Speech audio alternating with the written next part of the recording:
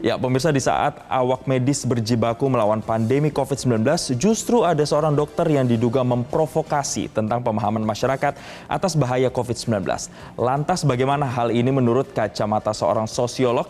Kita akan tanyakan langsung kepada Desi Indira Yasmin yang sudah tersambung bersama kami lewat sambungan virtual. Selamat siang, Mbak Desi. Selamat siang, Jason. Salam sehat. Salam sehat, terima kasih Mbak Desi sudah bergabung bersama kami di Newsline. Kita lihat belakangan masyarakat digegerkan dengan pernyataan Dr. Lois yang menyatakan tidak percaya dengan pandemi, apalagi dengan virus COVID-19. Kalau Mbak Desi melihatnya sendiri, Dr. Lois ini kan belajar kedokteran, menyandang gelar dokter juga. Kemudian dia mengeluarkan pendapat yang sebenarnya kontradiktif dengan keadaan sekarang. Apa sebenarnya yang menjadi motifnya, Mbak? Apakah cari panggung atau apa nih, Mbak? Ya, kalau saya melihat kasus ini semakin menggambarkan ya bagaimana tingkat digital literasi masyarakat kita itu perlu mendapat perhatian. Karena kalau saya lihat kasus ini bisa jadi Dr. Lois ini bisa beberapa faktor ya. Pertama, dia terjebak pada pusaran informasi yang memang salah gitu ya, sehingga memang dalam konteks masyarakat digital ini kan setiap orang bebas untuk creating informasi, memproduksi informasi, dan bagaimana dia memproduksi informasi, referensinya juga bisa dari informasi lainnya, dan bisa jadi dia terjebak pada arus informasi atau kita sebut salah gitu mengenai informasi tentang pandemi COVID ini. Terus yang kedua juga bisa jadi memang dia sekedar ingin mencari sensasi dengan mengeluarkan pernyataan-pernyataan kontroversial, karena kita tahu dalam konteks masyarakat digital informasi itu komoditi, informasi itu bisa meningkatkan popularitas. Kalau popularitas bisa ujungnya adalah uang juga gitu ya. Jadi ini juga aspeknya bisa banyak, karena dalam konteks masyarakat informasi ini kita memang bebas untuk memproduksi informasi itu gitu. Dan yang berikutnya yang menjadi yang sangat disayangkan adalah ketika kebebasan untuk menciptakan atau meng-create informasi itu tidak diikuti oleh kemampuan atau pemahaman tentang etika berinteraksi dalam ruang digital. Di mana kalau saya lihat Dr. Lois ini kurang melihat dampaknya kepada masyarakat yang lebih luas ya. Apa informasi yang dia sebarkan itu bisa berdampak luas, walaupun nanti untuk kepentingan pribadi atau tidak tahu atau bagaimana, tapi dampaknya itu yang perlu diperhatikan, sehingga kemampuan untuk memahami etika digital itu penting. Oke. Mbak Desi, berbicara soal ini kan sesuatu yang kontroversial pasti menarik perhatian masyarakat. Saya juga melakukan observasi di beberapa media sosial di mana video Dr. Lois ini yang tampil di beberapa media akhirnya kemudian dipost. Nah, di kolom komennya saya baca ini bahkan efeknya banyak loh masyarakat yang akhirnya, oh bener juga ya kata Dr. Lois, oh logis juga ya pernyataan Dr. Lois. Loh ini kok jadi banyak komen-komen yang seperti ini. Artinya mereka termakan dengan apa yang dilontarkan oleh Dr. Lois.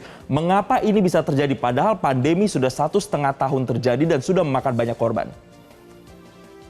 Ya, ini ada dua hal kalau menurut saya. Tadi persoalan digital literasi gitu ya. Digital literasi tidak hanya yang kurang ini tidak hanya pada content creator, tapi juga pada konsumennya atau si audiensnya gitu ya.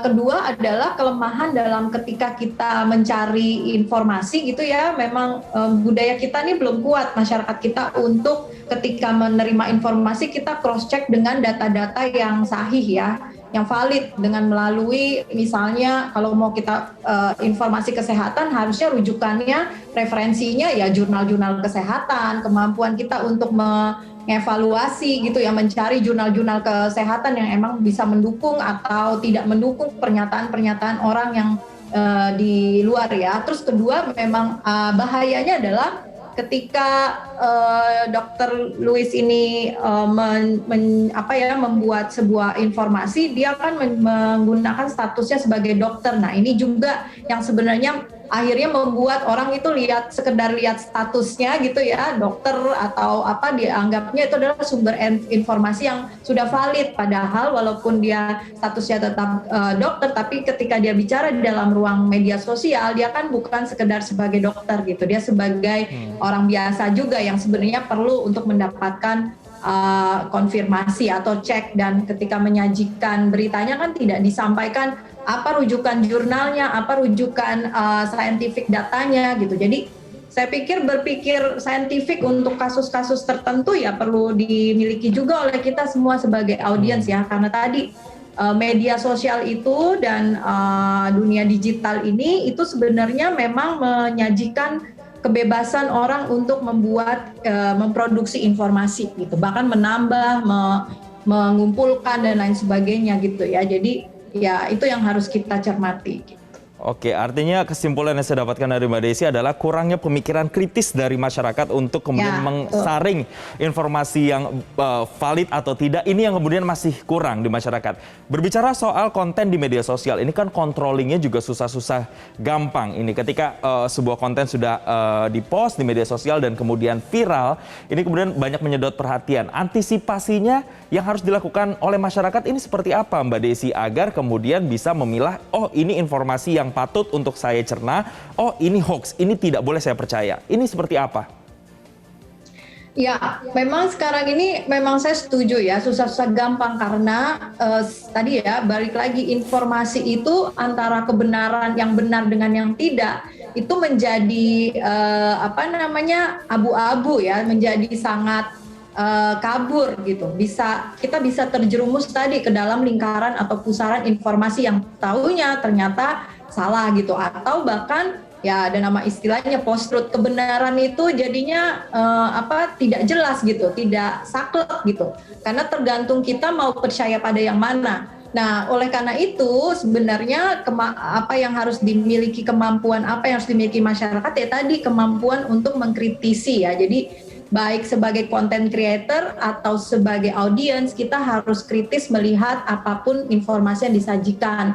Kita harus mengerti bagaimana informasi itu diproduksi dalam konteks ranah digital, karena dalam konteks ranah digital maka informasi yang tersedia untuk kita itu belum tentu informasi yang benar-benar sahih gitu ya, valid. Makanya kita tadi saya bilang harus mampu untuk kritis itu cek and recheck pada sumber-sumber yang terpercaya, karena di satu sisi sumber informasi itu tidak hanya media sosial loh, itu yang penting dipikirkan ya, karena dunia digital itu sebenarnya menyajikan banyak informasi secara terbuka. Harusnya akses terhadap informasi yang terbuka itu bahkan secara global harus kita manfaatkan gitu. Jadi itu yang dimaksud dengan digital literasi itu tadi. Jadi kita harusnya cek ke jurnal kedokteran, banyak kok jurnal kedokteran yang juga terbuka di internet gitu, atau penelitian sebelumnya gitu, sehingga bisa memperkuat kita ketika menerima informasi itu gitu. Jadi tidak sekedar bersumber pada status orang di media sosial, karena belum tentu itu sebagai informasi yang sahih untuk kita mendapatkan pengetahuan gitu. Itu mungkin ya artinya, penting harus dimiliki oleh seluruh masyarakat kita, bahkan harus disosialisasikan sejak dini gitu. Baik. Dari kesimpulannya saat adalah ini, gitu. Ya, kesimpulannya adalah kemudian masyarakat harus benar-benar punya jiwa kritis yang tinggi terhadap informasi yang beredar di digital, dan harus juga ditunjang dengan kemampuan literasi atau kemampuan membaca di Indonesia. Terima kasih Mbak Desi Indira Yasmin, sosiolog, telah bergabung bersama kami di Newsline.